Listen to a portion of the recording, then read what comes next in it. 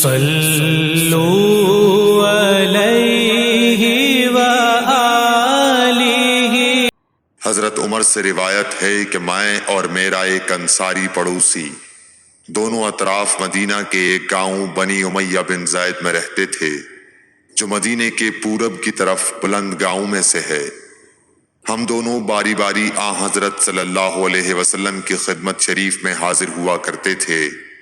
ایک دن وہ آتا، ایک دن میں آتا۔ جس دن میں آتا اس دن کی وحی کی اور رسول اللہ صلی اللہ علیہ وسلم کی فرمودہ دیگر باتوں کی اس کو خبر دے دیتا تھا، اور جب وہ آتا تو وہ بھی اسی طرح کرتا۔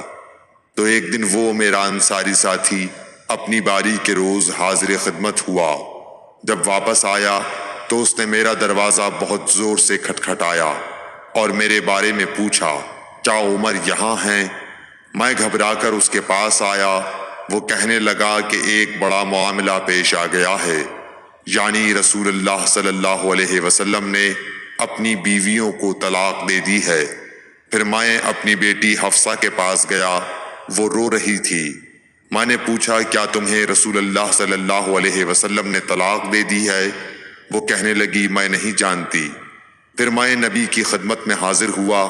میں نے کھڑے کھڑے کہا کہ آپ نے اپنی بیویوں کو طلاق دے دی ہے؟ آپ صلی اللہ علیہ وسلم نے فرمایا، نہیں، یہ افواہ غلط ہے۔ تب میں نے تعجب سے کہا، اللہ اکبر، اللہ بہت بڑا ہے۔ صحیح بخاری، حدیث نمبر 89۔